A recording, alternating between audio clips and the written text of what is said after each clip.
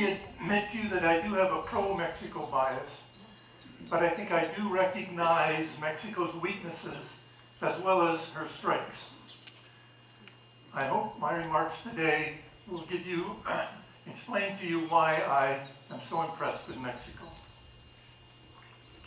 Let me start by asking the question, what do people think of when they hear the word Mexico? What ideas come to mind? Some of them are drug war violence, illegal immigrants, wonderful climate, bargain prices, tacos and tequila, fabulous beach resorts, deserts and cactus, poverty, friendly people, and the land of mañana.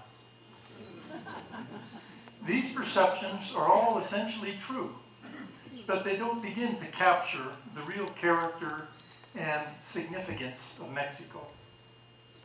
Unfortunately, these perceptions are perpetuated by the media.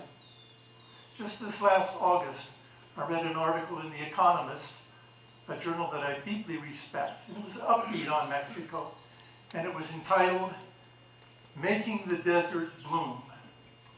What bothered me was that it reinforced the impression that Mexico is a desert.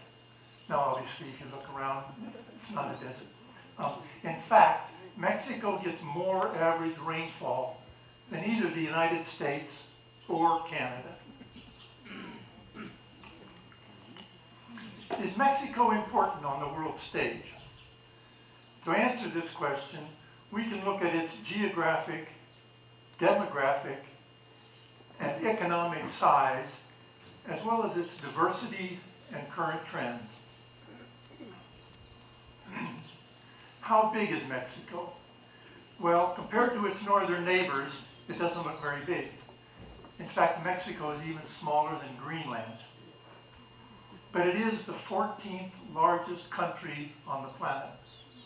And it stretches 2,000 miles, 3,200 kilometers from end to end. Did you realize that Tijuana is closer to Juneau, Alaska than it is to Cancun? And by the same token, Cancun is closer to Nova Scotia than it is to Tijuana. It's a bigger country than most people think. And I think size is important because it gives some kind of an indication to the natural wonders and natural resources of the country. Now, Mexico has nothing really to compare to Yellowstone or Lake Louise, but it does have some natural wonders like Copper Canyon and like a small lake in Veracruz that is at its highest level during the dry season and its lowest level during the rainy season.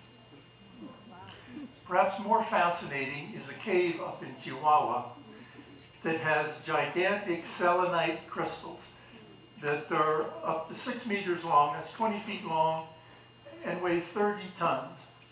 These gigantic sword-looking crystals might be a fantastic tourist site. However, the humidity in the cave is about 100%, and the temperature is about 60 degrees centigrade. That's about 140 degrees Fahrenheit. While these physical wonders are quite interesting, they don't really give an indication of why Mexico is important. Mexico does have real good natural resources. We all know that Mexico has a lot of oil. In fact, in 2008, it ranked 7th in the world in oil production, about a third that of Russia, Saudi Arabia, and the USA, and a bit behind Iran, China, and Canada. But Mexico is running out of oil. But fortunately, as Don Aiken mentioned last week, Mexico has very impressive renewable resources of wind, solar, and hydro, as well as having an enormous geothermal energy resource. Oil depletion is a problem for the Mexican government. It gets about 30% of its revenues from oil. Now, to cope with the depletion of oil, the government's going to have to do a much better job of collecting taxes, and they'll probably have to impose new taxes. Fortunately, Mexico's sovereign debt is not a problem. It's nothing like the case in the USA or many European countries. I imagine many, perhaps most of you will agree that climate is arguably Mexico's most important natural resource. But most foreigners think of Mexico as sunny and arid. But it does have an extreme diversity of climates, from deserts in the north, ideal living conditions here in the Central Highlands, and tropical rainforests in the south. In fact, Mexico is only one of 5 countries on Earth that have deserts, tropical rainforests, and alpine ice packs. Climate diversity is important because it gives rise to biological diversity. You might be amazed to learn that Mexico is one of the most biological diverse countries on Earth, along with Brazil, Colombia, China, Indonesia, and the Congo. Mexico's 200,000 species, that excludes insects, half of those, 100,000, are endemic. They exist only in Mexico. Mexico has 30,000 different types of flowering plants, ranking it 4th in the world. It has more species of pine trees, more species of oak trees than any other country. But some of these are threatened or endangered because of deforestation. Given its deserts, it's not surprising that Mexico ranks 1st in the world in number of cactus species, and 2nd in reptile species, 2nd only to Australia. It also ranks 4th in amphibian species, which thrive in the tropical rainforests of southern Mexico. I was astonished to learn that Mexico is among the top 3 countries on Earth with regard to the number of mammal species, along with Brazil and Indonesia. Some of Mexico's mammals are majestic, like the jaguar. Some are rather big, like a tapir, but most are rather small and insignificant, like bats, shrews, and rodents. The extinction of Mexican mammals is a very serious problem. 11 endemic Mexican mammals are considered critically endangered. Another 27% are classified as endangered, and 7 are classified as vulnerable. In summary, Mexico is one of the world's larger countries and has very impressive biological diversity. Fortunately, the Mexican government is taking pretty bold steps to protect the natural resources of Mexico. A surprising 12% of Mexico is protected in protected areas, biological reserves, or national parks. How well these are managed is another question. During the rest of the century, I think the biggest threat to Mexico's biodiversity and to its agriculture is going to be climate change. Large annual variations in temperatures and rainfall that could have a disastrous effect. Rainfall might be double the average one year, followed by 3 years of less than half normal. This is going to play havoc on agriculture, particularly in northern Mexico, where the water aquifers are already being severely overexploited. Many northern farmers may just have to quit, while others will have to adopt water-saving technologies such as drip irrigation. To make matters worse, most of the climate models indicate that rainfall in northern Mexico is going to decline during the rest of this century. Mexico should start preparing for these inevitable changes now. How important is Mexico demographically? Its current population is about 114 million, ranking it 11th in the world. In the 1970s, there was serious concern about overpopulation, but an aggressive and successful family planning program has brought the total fertility rate down to 2.3 children per woman. This is a bit higher than that. This is a bit higher than that in the US, which has recently just dipped below 2 because of the economic downturn. Considerably higher than that in Canada, which is 1.5. Brazil, it's 2.2. They're ahead of Mexico in this regard. It's interesting to note that the population of Mexico is expected to peak at about 130 to 140 million in about 2050. Now that's a 10 million person range, which is a very big range for a demographic forecast, because the immigration of Mexicans to the USA is very, very risky. Immigration has exploded in the last 40 years. In 1970, there was under 1 million Mexican-born residents of the USA, and now that number is considerably over 12 million. Each year between 2000 and 2007, roughly 1 million Mexicans moved to the USA, and roughly 500,000 moved from the USA back to Mexico. But since the economic downturn, those numbers have changed. Net immigration from Mexico to the USA is very, very closely correlated with unemployment and job opportunities in the USA. And for the last couple of years, net immigration has been fairly close to zero.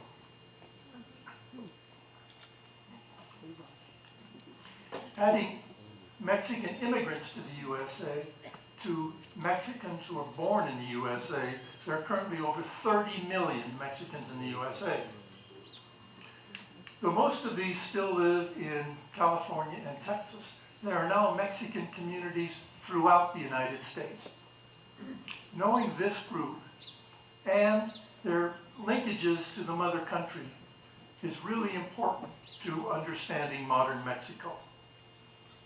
In my opinion, the over 140 million Mexicans living on either side of that border mean to me that demographically Mexico is an important country. Now let's look at the Mexican economy, perhaps the most important variable in explaining Mexico's importance in the world.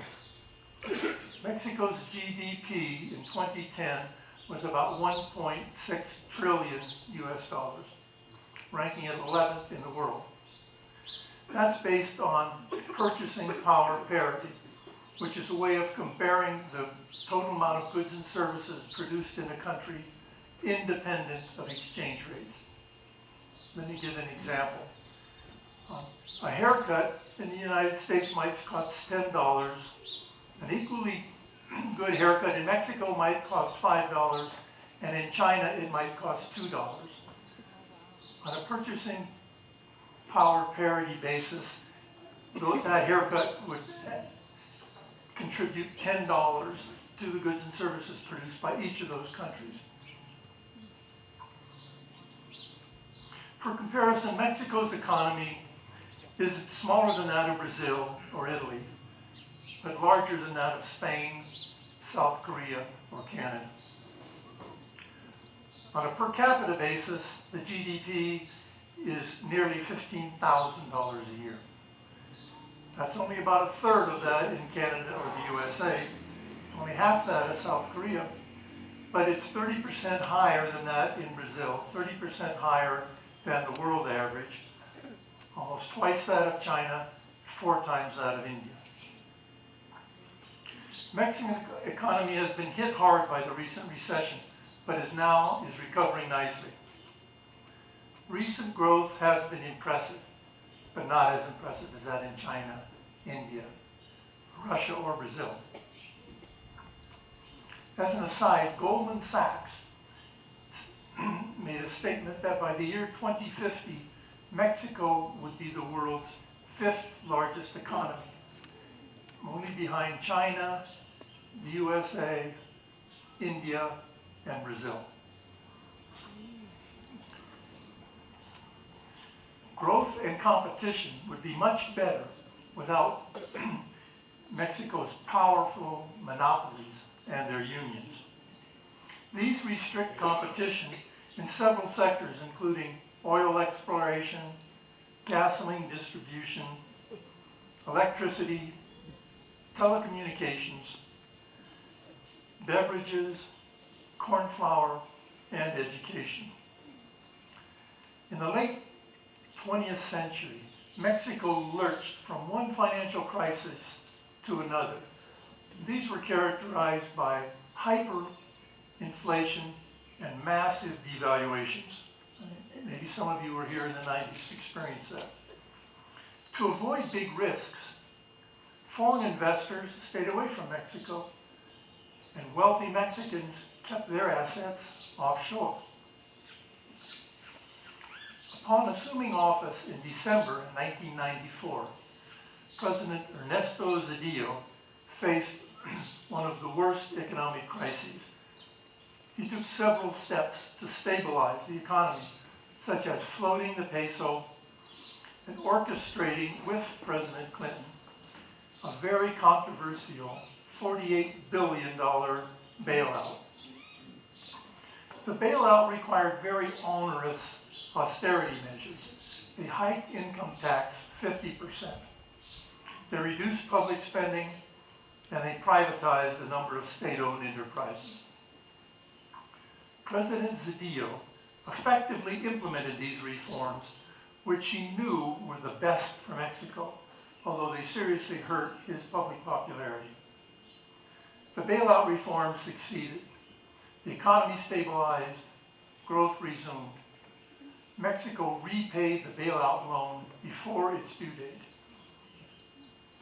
Ernesto Zedillo, the last pre-president, also made numerous very courageous political reforms. He appointed an opposition party attorney general and instructed him to aggressively prosecute pre-corruption. He shifted significant power from the presidency. Before Zedillo, the president personally appointed the mayor of Mexico City, the second most powerful political position in the country, and personally selected the pre-nominee for the next presidential election, who's kind of rubber stamped by the elections thereafter because pre controlled the electoral process. Zedillo decided, no, these things should be selected by voters, not the president. As a result of these reforms, Vicente Fox was elected president of the PAN party, was elected president in the year 2000. Zedillo's impressive reforms leapfrogged Mexico from a single party, economically relatively unstable economy to a multi-party, relatively stable democracy, though corruption remains a problem. Mexico is now a world leader in several economic products. It's the world's largest manufacturer of smart cell phones. It's second in the world in assembly of television sets. It's also the second largest beer exporter in the world, behind only Netherlands. Corona is now a beer label known throughout the world. In addition, it's in the top 5 in automobile exports. And as I mentioned, it was 6th in oil production. Let me say a few words about Mexico's mighty multinational corporations. Cemex, headquartered in Monterrey, is the 3rd largest cement company in the world. And recently, it got a very prestigious award from the Wharton Business School for its information technology applications. I'm sure you all know Bimbo. You probably didn't know that Bimbo is now the world's largest bread maker. It is the 4th largest food company in the world, behind only Nestle, Kraft, and Unilever of the UK. And I'm sure you're all familiar with its products and its brand names, which include Sara Lee, Thomas's English muffins, Entenmann's pastries, Oral Wheat, Arnold's, and Mrs. Baird's breads, Holy pizza crusts, as well as Milpa Real and Tia Rosa tortillas. It's the only bread company that has a footprint throughout the United States. Another Mexican company, Gruma, is the world's largest producer of corn flour and tortillas. American Mobile is the largest cell phone operator in Latin America, 230 million subscribers. Also, Grupo Mexico is the world's third largest copper company. But on the downside, Mexico's robust economy has serious income distribution issues. Carlos Slim and other billionaires at the top earn much more than the average Mexican.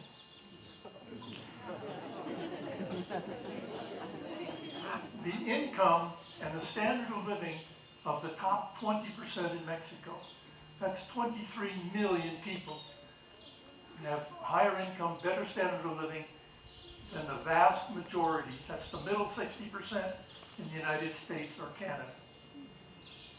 Mexico has a very large and growing middle class. The income distribution in Mexico is about equal to that of China. It's even more unequal than that in the USA and far more unequal to that in Canada.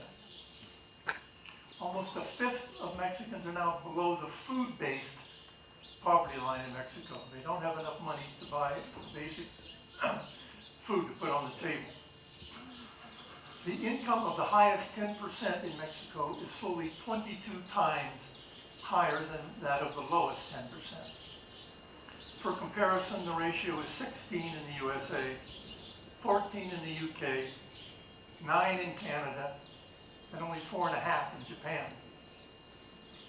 The ratio for the worst countries is 94 in Bolivia, 60 in Colombia, 42 in Brazil, 33 in South Africa, and 32 in Argentina. In fact, inequality in Mexico is very, very unequal, but it's better than every other country in Latin America, with the exception of Uruguay. If you include Cuba in Latin America, not the Caribbean, it's better in Cuba also. What is Mexico doing to combat its severe poverty problem? Its main program is called Oportunidades, opportunities in English. It's a nationwide program that reaches 1/4 of the families in Mexico. Most of these in rural areas. And it reaches half of the families in the poorest states. The basic concept is simple. The government gives families a bit over $100 every 2 months if, it's a big if, their children stay in school and they regularly visit a health and nutrition clinic for advice and guidance. There's a specific focus on getting girls to attend high school. The money is given to the mothers, the key decision makers when it comes to the health and education of the children. One might imagine what would happen if that money went to the fathers. Oportunidades is praised as a success. For example, high school graduations are 23% higher than the control group. It and a sister program in Brazil are used as a model for programs in 30 other countries, including a pilot in New York City.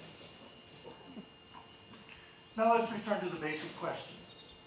Is Mexico important? As I've mentioned, Mexico is the world's 14th largest country and ranks 11th in population and economic production. Does this make Mexico significant on the world stage? Well, let me put it this way. Mexico is one of only 6 countries that rank in the top 15 in all 3 of those categories. There's only 6. Can you imagine what the other 5 are? They're China, India, Russia, Brazil, and the USA. Now, I'm not saying Mexico is important as those 5 other countries, but to me the data suggests that Mexico is among the 10 most important countries on the planet. Now I'd like to say a few things about Mexico's interesting cultural and socio-economic characteristics. Mexico does not have the immigrant diversity of the USA or Canada, but it has incredible indigenous diversity. Each day, 60 different indigenous languages are spoken in Mexican communities. That ranks it 4th in the world, behind only India, Papua New Guinea, and Indonesia. A total of 6 million Mexicans speak indigenous languages, and 1 million of these can't speak Spanish. In fact, there's hundreds, perhaps thousands of Mexican immigrants in the USA today who are taking classes to learn Spanish so they can speak to their fellow Mexicans. Recently, Google added 2 Mexican indigenous languages to its search protocol, Maya and Nahuatl, the language of the Aztecs. Each of these languages has about 1.5 million speakers. According to the 2010 census, 15% of Mexicans consider themselves indigenous, though about 3/5 of these do not speak the indigenous language. The available data suggests that about 10% of Mexicans are Caucasians, and at least 75% consider themselves mestizo, a term that has become synonymous with culturally Mexican. The common view is that mestizo is a mixture of indigenous and European people. This view overlooks the very important contribution of 150,000 African slaves that were imported to Mexico. Mexico's second president, Vicente Guerrero, whose mother was partially black, abolished slavery in Mexico in 1829. However, today, you see very few black faces in Mexico. In fact, you can go for weeks on end in Mexico's major cities and not see a black Mexican. They have been almost entirely assimilated into the mestizo culture. Modern research based on DNA indicates that 1/8 of mestizo heritage is African. National identity and pride is closely tied to Mexico's Native American heritage. La Malinche, Conquistador Cortez's consort and mother of some of the first mestizos born in this country, is commonly not viewed as a hero, but as a traitor who is sleeping with the enemy. This attitude is very, very different than that north of the border. Despite this abstract, emotional attachment to the indigenous roots, you can tell by watching Mexican TV and looking at Mexican magazines, there's a clear preference for light-skinned, fair-haired, European-looking people. Why is this? Well, it turns out that the indigenous population is or indios, is at the very bottom of the socioeconomic scale in Mexico. Talk a little bit more about this in a couple of minutes. But before I do that, I want to talk about the general standards of living in Mexico. One of the most common ways to compare standards of living across countries is the UN's Inequality Adjusted Human Development Index, or IHDI. The index is composed of indicators distributed across the total population of life expectancy at birth, literacy rates, school enrollment ratios, and inequality adjusted per capita GDP. The IHDI numbers range from 0 at the bottom up to 1. Norway is first. Canada ranks 12th. United States ranks 23rd. Mexico ranks 53rd. It's behind Russia, Chile, and Argentina, but it's ahead of Turkey, Brazil, and China. Mexico is closer to the top than the bottom and has made rapid progress in 30 years.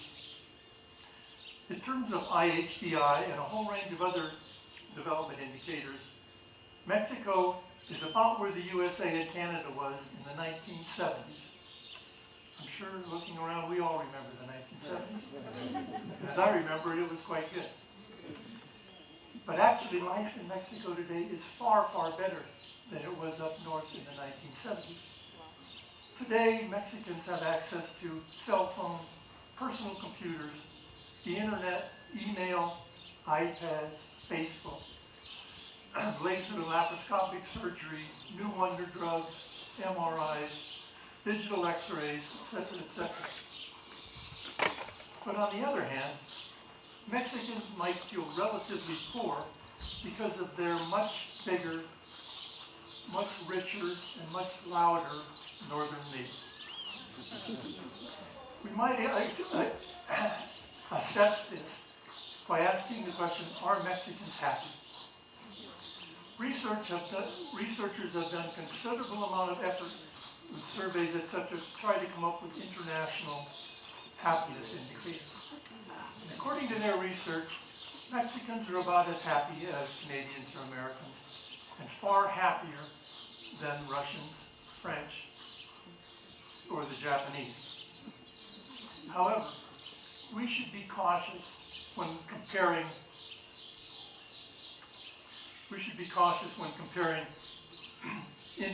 national level indicators like per capita income.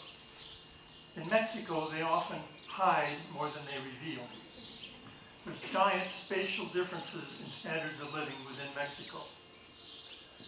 The per capita GDP in the Federal District of Mexico City is about $23,000 a year.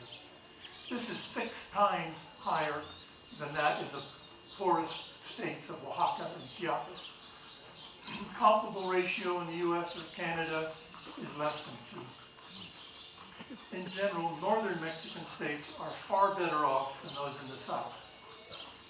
The gradient from north to south applies to a wide variety of indicators. The main exception is Mexico City, which is at the top of almost all of those socioeconomic indicators, but is relatively far to the south. Urban municipalities throughout the country are far better than those in rural areas, particularly rural areas populated primarily by indigenous groups. Some large sections of Mexico City, Guadalajara, and Monterrey, areas with 300,000 to 400,000 residents, have quality of life indicators similar to those in the UK or Germany. But at the other end, some indigenous rural areas in the south have development indicators similar to the poorest countries on earth, Somalia or Afghanistan. Fortunately, less than 100,000 Mexicans live in such areas where literacy rates are less than 50%, average incomes are less than $200 a year.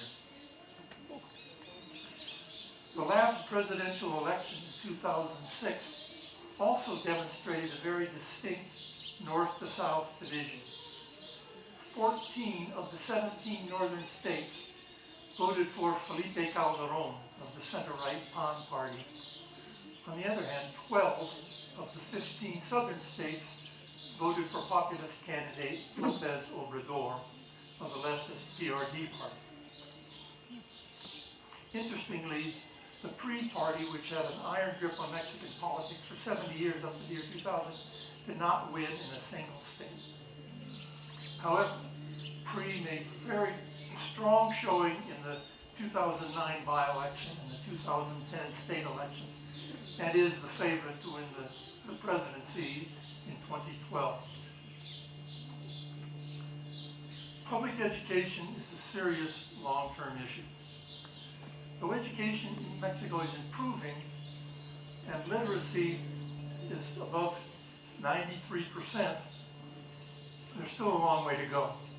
The quantity of education in Mexico on average is 8.6 years, compared to over 12 in the USA and 6 in Brazil. Big cities and areas in the north average about 10 years, while areas in the rural south is less than 5. There used to be a giant education gap between females and males, but that's been completely eliminated. If Mexico is to compete in the modern world, it must improve its public education system. Furthermore, the public must change its attitude concerning the importance of attending high school and university. Let me talk about health. Mexico's health has improved dramatically. Life expectancy has doubled since 1930 to 76 years. That's only 2 years behind the USA. The USA is 2.5 years behind Canada. Given current trends in life expectancy, children born this year in Mexico have a very good chance of reaching 100 or more, if they can avoid obesity.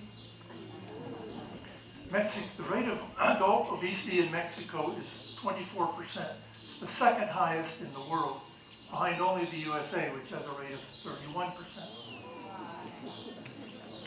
For some reason, the rate of obesity in Canada is only 14%. How do you Canadians do it?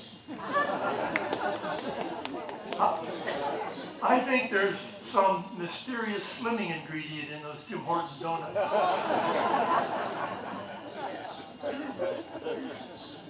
Mexico also ranks first in type 2 diabetes, which, as you know, is closely related to obesity.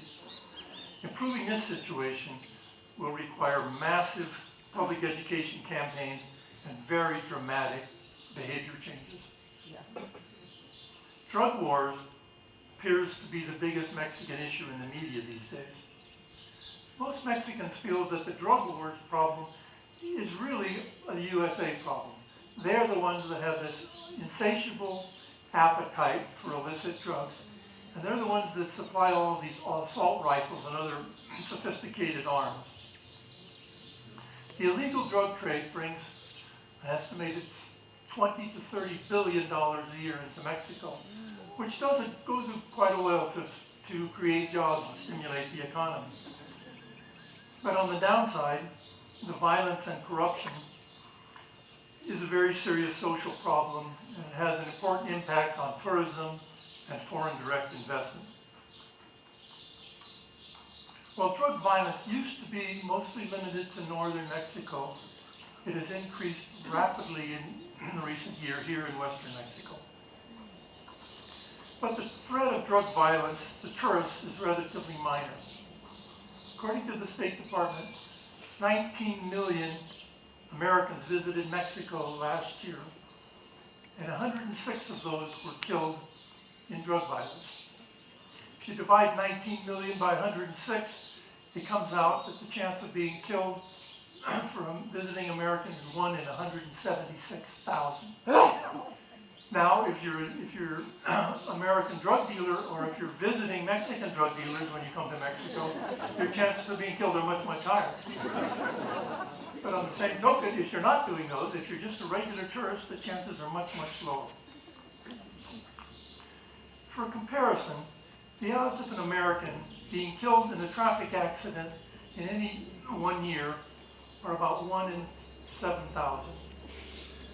Thus, risking U.S. traffic for a year is about 25 times more dangerous than making a visit to Mexico.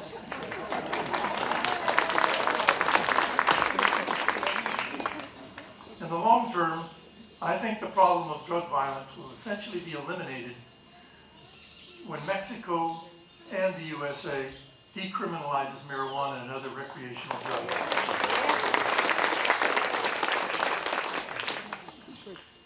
Let me reiterate. Based on its geographic, demographic, and economic size, as well as current trends, I think Mexico is among the 10 most important countries on the planet. I'm optimistic about Mexico's future.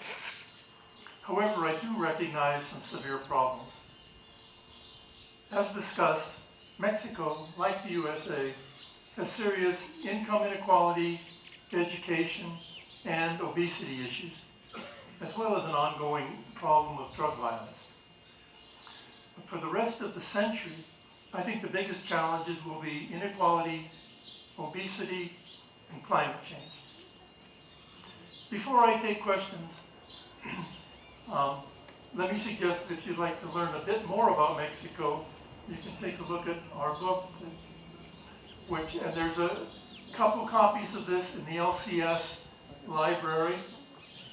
Check it out. It's also for sale in the LCS patio and several outlets around town.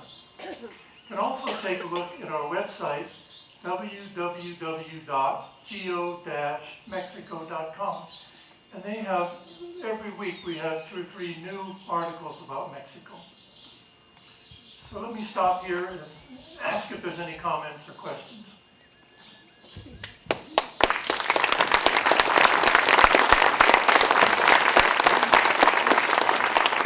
Thank you, Richard. If you have a question, hold up your hand. Someone will bring you a mic. Hi, thanks for a wonderful talk. I have a question about, you were just talking about how the difference in the higher socioeconomic status in Mexico City. Did you make a comment about the huge economic growth in the Cancun and Quintana Roo? There's been enormous economic growth there. In Quintana Roo, there's still a very large indigenous population. So the socioeconomic characteristics of the state are not that great. But Cancun has better economic characteristics than most of the cities in Mexico. So it's doing quite well. And as I understand, tourism is still progressing very, very nicely in that part of Mexico. Drug violence is very slight in Yucatan. In fact, in Merida, it's almost non-existent. One thing I noticed you didn't mention in your speech was about the PIM project, Pequeño y Mediano Empresa, which is being promoted by the government. I thought it was worth mentioning that. You're probably right, and I did mention it, and I'll have to do some more research on that. Something like that probably shouldn't be. I don't think it's as big as Oportunidades, but it's an important program from the little that I know, and I'll look into it. Thanks for bringing that up.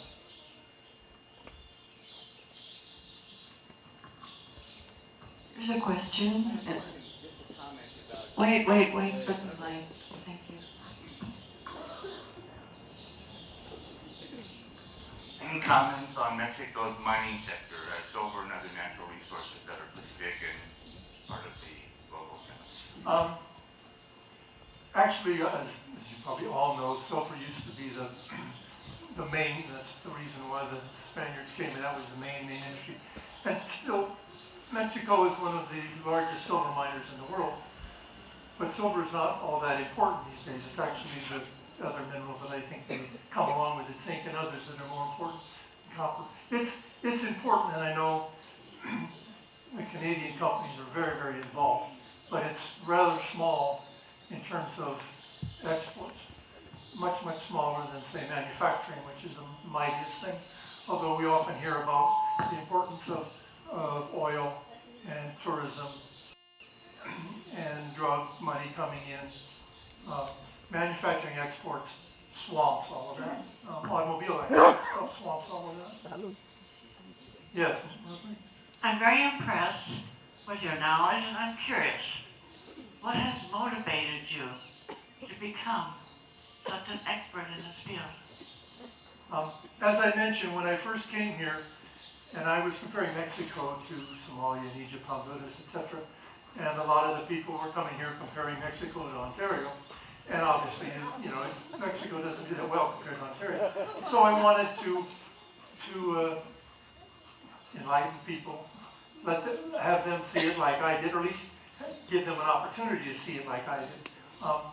So I gave 10 lectures here in 2004 in the sala on Mexico. And after I did that, my spouse said, geez, you've done all that research. You should sort of write up those lecture notes into some kind of form that you could pass out. So I looked around, thought, no, that sounds like a good idea. And so I knew Tony Burton had done books in Mexico. So I pulled the book of his off my shelf and turned it over and found out, oh, Tony's a geographer. God, I'm a geographer. I should contact this guy. He does books in Mexico. So I didn't know him. I sent him an email in British Columbia. He sent an email back, we called back and forth. And after about a month of this, we decided to collaborate on a book. We hadn't met each other, but it worked out extremely well. So obviously doing a book required an awful lot of research. And I learned an awful lot from Tony, who knows Mexico firsthand much, much better than I do. Thank you. You're welcome. Over here.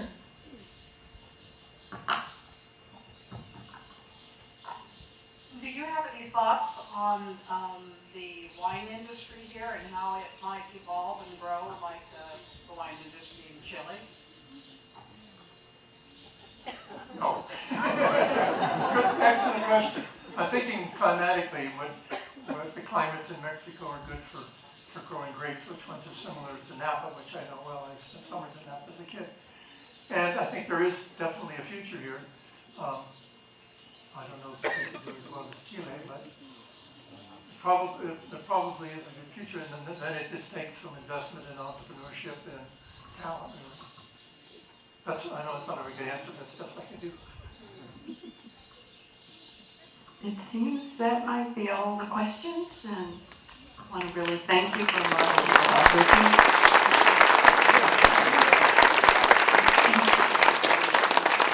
So you can turn on your phones, and please pick up your coffee cups and stack the chairs by color and style.